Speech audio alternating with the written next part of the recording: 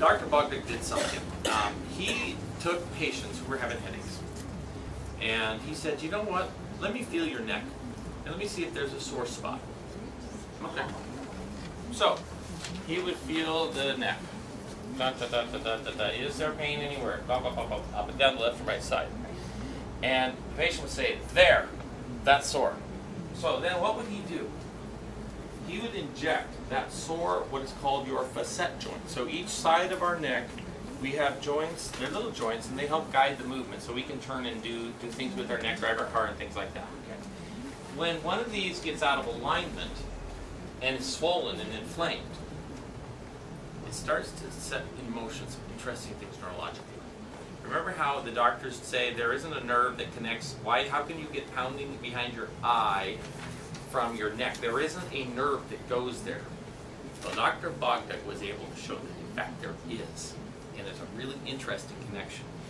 What he did is he injected into that facet joint of the patient, and they would just pick the most tender one, and they would only inject that facet joint.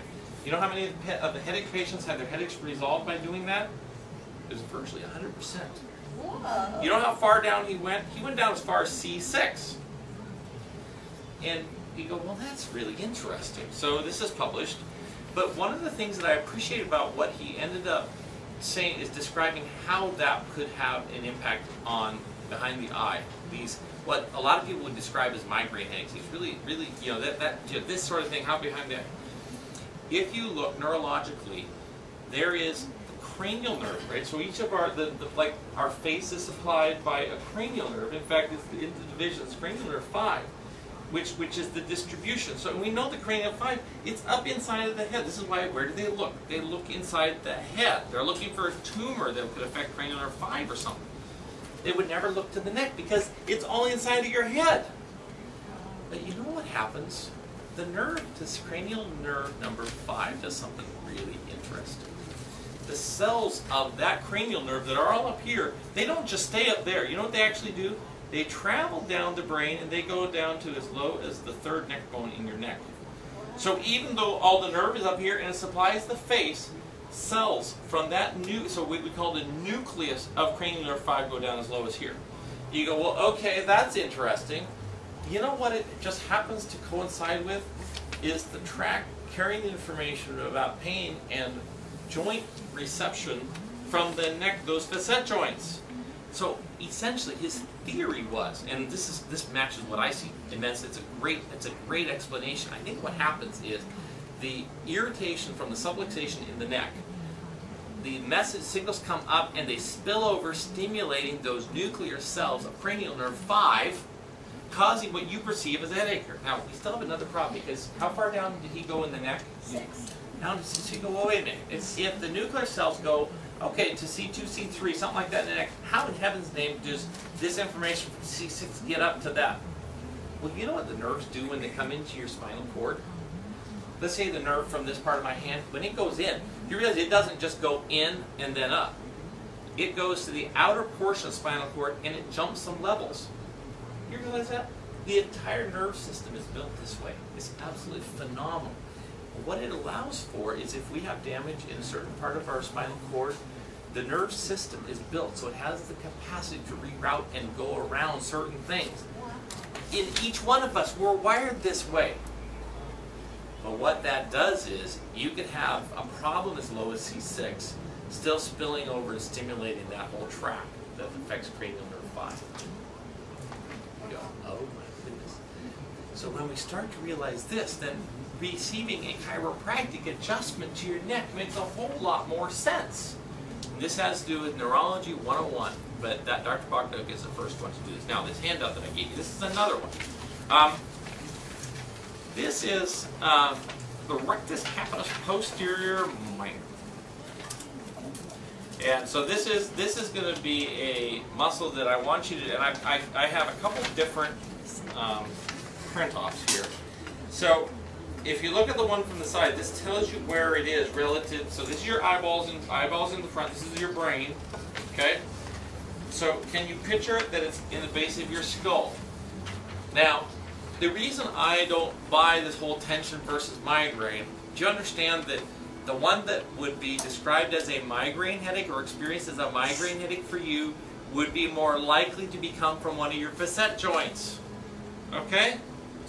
Now, and you understand the doctors would not pay attention to this because you would say, well, they might say, is your neck stiff or sore? They would probably never feel your neck because they wouldn't think about that anything here behind your eye would come from your neck, right? You understand? Virtually no medical doctor, even though it was a medical doctor who did the research, that it doesn't fit into their paradigm and they don't pay attention to this sort of stuff.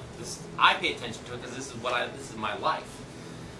But these patients would tend to have classified as migraine cases, right? Panic behind the eye, that sort of thing. Okay. Now, if we're talking about a muscle in the base of the skull, what type of headaches would these people have? They would tend to fall into the tension headache. You realize it doesn't really matter. So it doesn't help us to have it described as a migraine or a tension because we have to figure out where is the problem coming from. All right. So you go, okay, Dr. Day, this muscle, and the interesting thing is, anatomy tests really don't change that much. If you go from like a 2000 anatomy text, really isn't going to be that much different than a 2010, right? You understand? Or we could go back to a 1900 anatomy text or an 1800 anatomy text. You understand? There really isn't a lot that we don't, the same bone, they knew about the tibia, they know all these bones, and they were all named hundreds of years ago. Well, there were a group of dental anatomists who were doing some dissection, and they were going to look at this person's jaw, but on the way, they made a discovery. And this is just a phenomenal discovery, and it's really fascinating that it's really only in the last several years that they even include this now. But we knew about this muscle that goes from the base of the skull down to bone number 1.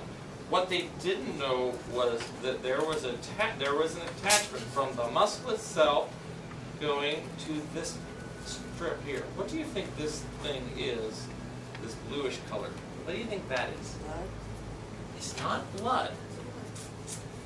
Well, this is actually the lining around your brain. You see, because if you start thinking this is part of your brain, where this is showing is your cerebellum. So inside of this, there's a cerebrospinal fluid. Because around your brain is this fluid that circulates, right, which has all the nourishment, and it's not the blood. It's cerebral spinal fluid.